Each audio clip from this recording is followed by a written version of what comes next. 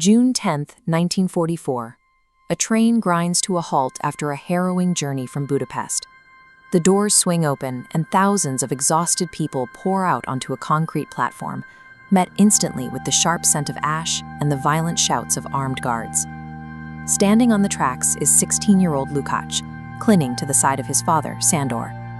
Just days earlier, they lived a quiet life in a spacious apartment in the city, where Sándor worked as a pharmacist. Now, stripped of their home and clutching their few remaining possessions, they find themselves shoved into a fast-moving queue of terrified men and boys. At the front, an SS doctor conducts the selection. A point left spares a prisoner for labor. A point right sends them to the gas chambers. Over 80%, including the elderly and children, were murdered almost immediately. From the very first minute on the platform, the camp operated as a ruthless sorting mechanism. Human life was arbitrarily quantified, categorized, and swiftly discarded. Those spared for labor faced immediate, systematic dehumanization. Guards forced them to strip, shaved the hair from their bodies, and pushed them through freezing showers. Finally, a unique identification number was permanently tattooed onto their skin, wiping away the last trace of their names. As the new arrivals were processed, their confiscated belongings were sent to the Kanada warehouses. Inside, workers sorted and packaged everything from clothing to suitcases, preparing them to be shipped back to Germany to fund the military effort. The surviving prisoners were crammed into freezing, uninsulated wooden barracks.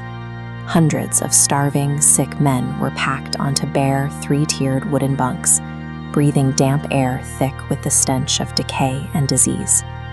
This entire facility spanned over 140 hectares. To manage this scale, the SS divided the footprint into 3 distinct operational zones.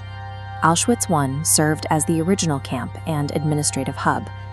Auschwitz-Birkenau acted as the primary extermination and holding center, and Auschwitz-Monowitz operated as an immense industrial factory, exploiting slave labor.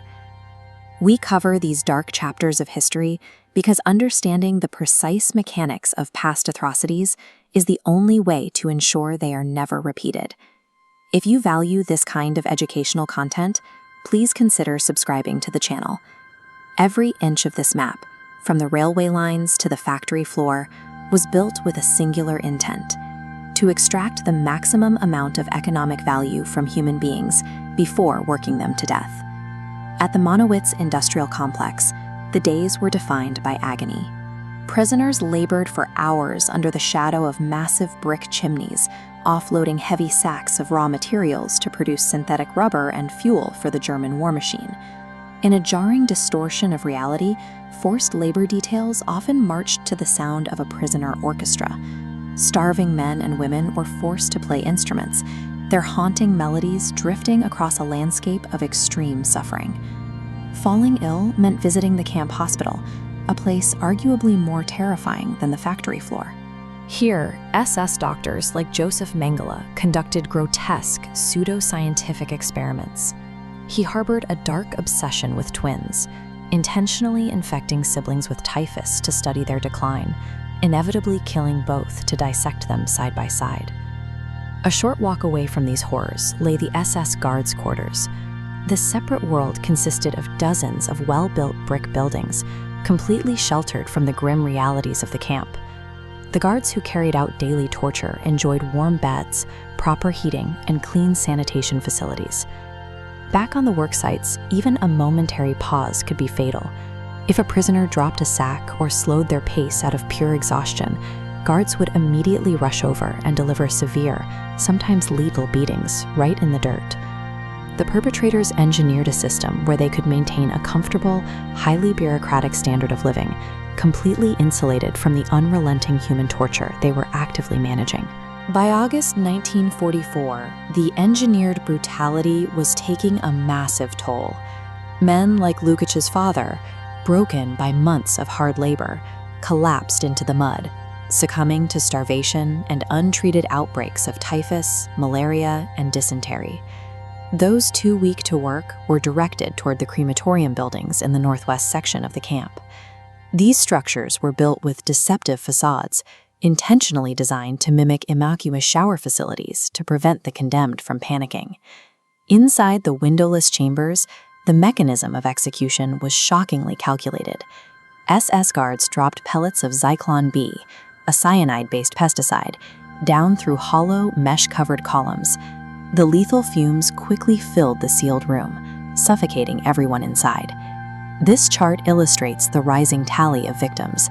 At the height of the Holocaust in 1944, the SS were murdering between 3,000 and 5,000 people every single day. The horror of the complex was found in the industrialized efficiency of the killing, a bureaucratic system designed to process human lives like raw materials. By January 1945, the Soviet army was rapidly advancing into Poland. Desperate to hide their crimes, the SS abandoned the complex and forced the remaining starving prisoners out into the freezing winter on brutal death marches. Hundreds of miles from the camp, young Lukasz finally reached his physical limit. Exhausted and freezing, he collapsed face first into the snow. Unable to stand, a guard shot him on the side of the road, mere days before liberation. Lukasz's story reflects the sheer scale of the operation. Of the 1.1 million individuals transported to this complex, over 900,000 were systematically murdered or worked to death. Today, the camp stands silently. The rusted train tracks and brick guard towers are preserved exactly as they were left, serving as a permanent physical testament to the atrocities committed on these grounds. Auschwitz remains history's most terrifying proof of what occurs when extreme hatred is empowered by the tools of modern industrial engineering.